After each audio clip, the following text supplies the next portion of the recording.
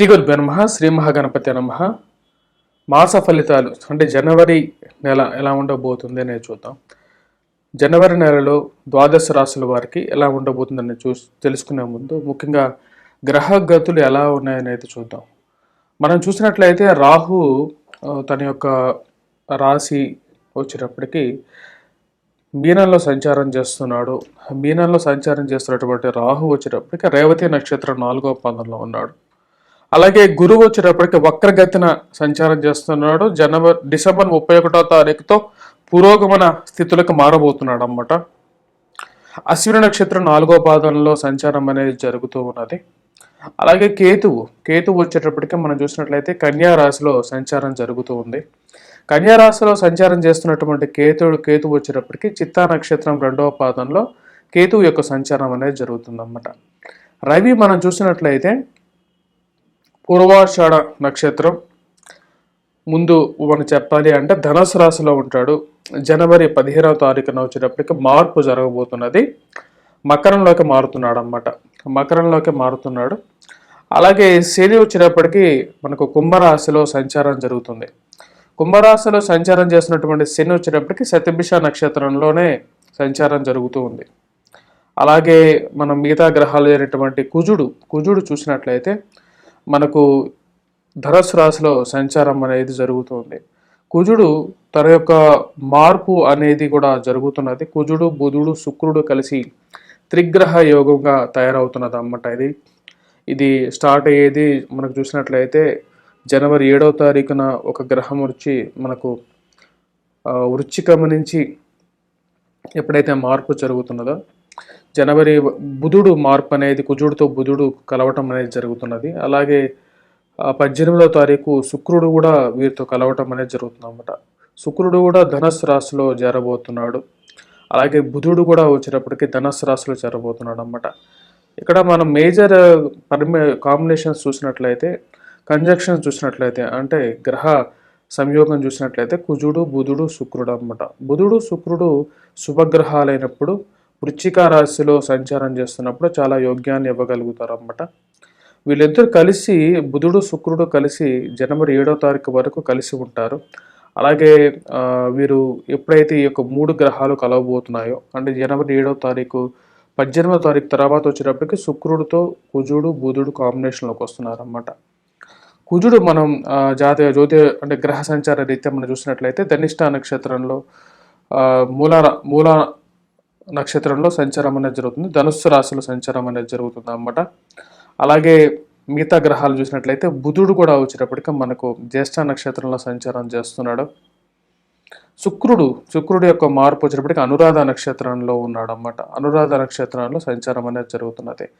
ఇక్కడ మన major combination చూసినట్లయితే ఇక కుజుడు బుధుడు శుక్రుడు యొక్క కాంబినేషన్ అనేది ఈ యొక్క రాబోతున్నటువంటి జనవరి మంత్లో కొద్ది ఇంపాక్ట్ అనేది చాలా ఎక్కువగా ఉండబోతుంది. రవి చాలా మంచి యోగంలోకి వచ్చాడనమాట. మకర సంక్రమణం అనేది జనవరి 15వ తారీఖున జరుగుతున్నది.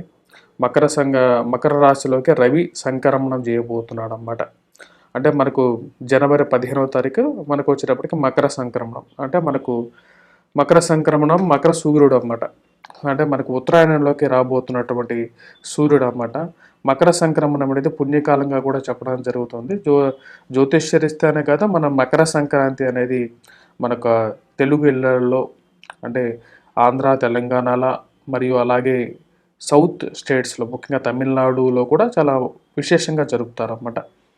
ఇక్కడ మకర సంక్రాంతికి ఒక ముఖ్యమైనటువంటి జ్యోతిష్యరీత్యా మనం చూసినట్లయితే ఇక్కడ ఉత్తరాయణ నుంచి దక్షిణాయనాన్ని కంప్లీట్ చేసుకుంటూ కరెక్ట్గా తను రవి యొక్క మార్పు అనేది ఉత్తరాయణంలోకి వస్తున్నాడు అన్నమాట. ఉత్తరాయణంలోకి స్టార్ట్ అవబోతున్నాడు. ఈ యొక్క అప్ టు మనం చూసిన కన్యా రాశిలోకి సంక్రమణం ఎప్పుడైతే చేస్తాడో దక్షిణాయనం అనేది మనకు మొదలవుతుంటుంది అన్నమాట. రవి ఎప్పుడైతే ఇక్కడ మారుతాడో అలాగే మకర సంక్రమణం తర్వాత మనకు వచ్చేటప్పటికి ఉత్తరాయణం రాబోతుంది. తెలుగు పండగలు ఏవైతే ఉన్నాయో అవి చాలా వరకు మనకు ఉత్తరాయణం తర్వాతే అంటే రవి ఎప్పుడైతే మకర సంక్రమణం చేస్తాడో అప్పటి నుంచే మనకు స్టార్ట్ అవుతుంది అన్నమాట. తమిళనాడులో కూడా ఇక పొంగల్ని ఎక్కువగా చాలా విశేషంగా కూడా జరుపుకుంటారు. ఈ యొక్క మకర సంక్రమణం పుణ్యకాలంలో వచ్చేటప్పటికి నెక్స్ట్ ఇయర్ ఎటువంటి పాడి పంటలు వెయ్యాలి అని చెప్పేసి రైతులు కూడా దాని గురించి నిర్ణయం తీసుకోవటం అనేది జరుగుతుంటుంది. మకర సంక్రమణ పురుషుడు యొక్క లక్షణాన్ని పెట్టేసేసి తదుపరి సంవత్సరంలో ఎటువంటి ఫలితాలు రాబోతున్నాయి అనేది చెప్పే సిద్ధాంతం అనేది కూడా మనకు జ్యోతిష్య రీత్యా కూడా ఉందన్నమాట. సో దాని తగినట్లుగా మనకు ఫలితాలు అనేవి ఉంటూ ఉంటాయి. ఇప్పుడు మనకు ద్వాదశ రాశుల వారి మీద ఈ యొక్క రాబోతున్నటువంటి నూతన సంవత్సర శుభాకాంక్షల్లో ఎటువంటి ఫలితాలు రాబోతున్నాయి, జనవరి మంత్ అనేది ఎలా ఉండబోతుంది ద్వాదశ రాశుల వారికి అనేది చూద్దాం. తులారాశి వారికి ఎటువంటి ఫలితాలు గోచరిస్తున్నాయని చూద్దాం. తులారాశి వారికి కొంచెం అనుకూలమైనటువంటి ఫలితాలు గోచరిస్తున్నాయి అన్నమాట. తులారాశి వారికి వచ్చేటప్పటికి మొదటి 15 రోజులు అనుకూలంగా ఉంటుందన్నమాట. 18 రోజుల వరకు కూడా చెప్పాలంటే ధనాధిపతి శుక్రుడు చాలా మంచి, లగ్నాధిపతి ధనస్థానంలో ఉన్నప్పుడు ధనాధిపతి మంచి స్థానంలో ఉన్నాడు. దానివల్ల ఇరుగు పొరుగు సఖ్యత అనేది జనవరి 18 వరకు వీరికి చాలా అనుకూలంగా ఉంటుంది. పేరు ప్రఖ్యాతలు రావటం అనేది ఉంటుంది. సంఘంలో గౌరవము గుర్తింపు పొందగలుగుతారు. స్కూల్స్లో పనిచేస్తున్నటువంటి వారు లేకుండా ఎక్కడైతే వ్యాపారంలో పనిచేస్తున్నటువంటి వారికి కూడా అనుకూలంగా ఉంటుంది. ఇక రాశి వారికి గురువు చాలా మంచి స్థానంలో ఉన్నాడు. గురువు యొక్క శుభదృష్టి వల్ల ఆరోగ్యంలో అనుకూలత అనేది పొందగలుగుతారు. కుజుడు చాలా మంచి స్థానంలో ఉన్నాడు అన్నమాట ఇక రాశి వారికి. తద్వారా వచ్చేటప్పటికి ఇక రాశి వారికి విజయాన్ని సిద్ధింపగ చేయగలుగుతాడు. చేసేటువంటి పనుల్లో విజయం పొందగలుగుతారు. వృత్తి వ్యాపార రీత్యా కూడా అనుకూలత అనేది ఉంటుంది. ఉద్యోగ పరంగా కూడా చాలా మంచి స్థాయికి రాగలుగుతారు. స్లోగా వచ్చేటప్పటికి జీవితంలో మంచి ఉన్నత స్థాయికి రాగలిగినటువంటి స్థానాల్లో కుజుడు ఉన్నాడు అన్నమాట. ఇక రాశి వారికి మకర సంక్రాంతి రోజు తర్వాత నుంచి రవి చాలా మంచి స్థానంలోకి అయితే రావట్లేదు. తద్వారా వచ్చేటప్పటికి చతుర్థంలోకి వచ్చినటువంటి రవి కొద్దిగా సెల్ఫ్ డ్రైవింగ్లో జాగ్రత్తగా ఉండాలి. అలాగే ఆరోగ్య సంబంధితమైన విషయాల్లో కూడా యోగ్యతని కొంచెం తగ్గిస్తాడు. కాకపోతే రిమైనింగ్ ఏవైతే గ్రహాలు కుజుడు ఈకో స్థానంలోనే ఉన్నాడు కాబట్టి కొంచెం అనుకూలతని ఇవ్వగలుగుతాడు అన్నమాట. విద్యార్థులు మరియు అలాగే పోటీ పరీక్షల కోసం ఎవరైతే ప్రిపేర్ అవుతున్నారో వారికి కొంచెం అనుకూలమైనటువంటి కాలంగా కూడా చెప్పొచ్చు అన్నమాట. డిసెంబర్ మధ్య నుంచే వీరికి వచ్చేటప్పటికే కొంచెం అనుకూలత అనేది ఉంటుంది. జనవరి 15వ తారీఖు వరకు అనుకూలమైన కాలం ఎక్కువగా ఉంటుంది అన్నమాట వీరికి. మరియు జనవరి 15వ తారీఖు నుంచి కొంచెం తగ్గుతూ వస్తుంటుంది వీరికి. ఎందుకంటే రవి చతుర్థంలో ఉన్నప్పుడు యోగ్యాన్ని అయితే ఇవ్వడం. సో అదైతే క్లియర్ అన్నమాట. మరియు విద్యార్థులకు వచ్చేటప్పటికి కూడా కొద్దిగా కష్టపడి చదవాల్సినటువంటి పరిస్థితి అనేది 15వ తారీఖు తర్వాత ఉంటుంది. కానీ విజయాన్ని ఇవ్వగలిగినటువంటి స్థానంలో కుజుడు ఉన్నాడు కాబట్టి కష్టపడి చదివితే విద్యార్థులు విజయాన్ని సాధించడంలో ఎటువంటి సంశయం అనేది ఉండదు అన్నమాట. మరి ఆరోగ్య సంబంధితమైన విషయాల్లో ఈ రాశి వారు 15వ తారీఖు నుంచి కొద్దిగా జాగ్రత్తగా తీసుకోవాల్సినటువంటి ముఖ్యమైన సూచనగా చెప్పచ్చు. జనవరి 15వ తారీఖు నుంచి వృత్తి వ్యాపార రీత్యా స్పెక్యులేషన్స్లో కానీ లేకుంటే రియల్ ఎస్టేట్లో కానీ ఎవరైతే ఫైనాన్షియల్ ట్రాన్సాక్షన్ చేస్తుంటారో వారికి 18వ తారీఖు వరకు చాలా అనుకూలమైనటువంటి ఫలితాలు పొందగలుగుతారు. వైవాహిక జీవితంలో ప్రశాంతత పొందగలుగుతారు. ఉద్యోగ రీత్యా వ్యాపార రీత్యా కూడా అనుకూలమైనటువంటి కాలంగా ఉంటుంది. తులారాశి వారికి గురువు చాలా మంచి స్థానంలో ఉన్నాడు కాబట్టి వివాహ ప్రయత్న సంబంధితమైన విషయాల్లో అనుకూలత పొందగలుగుతారు. ప్రేమ సంబంధితమైన వ్యవహారాల్లో తగు జాగ్రత్తలు తీసుకోవాల్సినటువంటి ముఖ్యమైన సూచన. ఎందుకంటే ఇక రాశి వారికి మనం గమనించినట్లయితే బుధుడుతో కలిసినటువంటి కుజుడు యొక్క దృష్టి 18వ తారీఖు నుంచి అంత అనుకూలమైనటువంటి ఫలితాన్ని ఇవ్వదు కాబట్టి దుర్వ్యయం అనేది ఎక్కువగా జరుగుతుంది. డబ్బు అనేది ఎక్కువగా ఖర్చు పెట్టడానికి 18వ తారీఖు నుంచి కొద్దిగా ఎక్కువగా బాధించే విధంగా ఉంటుంది. సమయానికి డబ్బు రాకుండా కూడా కొన్నిసార్లు పరిస్థితులు మారుతూ ఉంటాయి అన్నమాట ఇక రాశి వారికి. ఉద్యోగపరంగా కూడా 18వ తారీఖు తర్వాత కొంచెం మిశ్రమంగా ఉంటుంది. 15వ తారీఖు వరకు చాలా మంచి అనుకూలమైనటువంటి ఫలితాలు పొందగలుగుతారు. మనం ఇప్పటిదాకా చూసినట్లయితే నెల ఫలితాలు చూసామన్నమాట. అంటే జనవరి నెల ఫలితాల్లో వచ్చేటప్పటికి మన కుజుడు బుధుడు శుక్రుడు కాంబినేషన్ అనేది 17-18వ తారీఖుల తర్వాత మొదలవుతున్నది అన్నమాట. ఈ యొక్క కాంబినేషన్ అనేది అంత అనుకూలంగా లేదు. సో కుజుడు దృష్టి ఎప్పుడైతే శుక్రుడి మీద బుధుడి మీద పడినప్పుడు వైవాహిక జీవితంలోనూ అలాగే ధన సంబంధితంగా కూడా కొద్దిగా ప్రభావితం అనేది జరుగుతుందన్నమాట.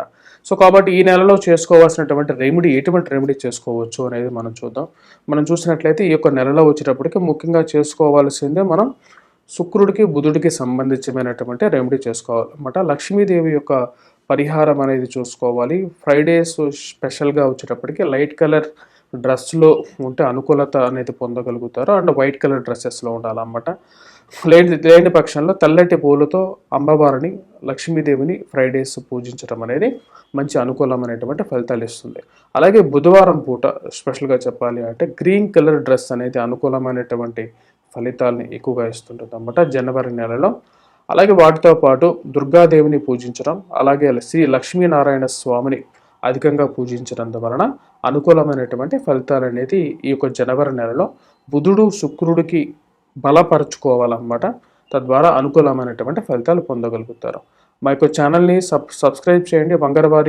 వంగర ఆస్ట్రో అనే మా యొక్క ఛానల్ని సబ్స్క్రైబ్ చేయండి.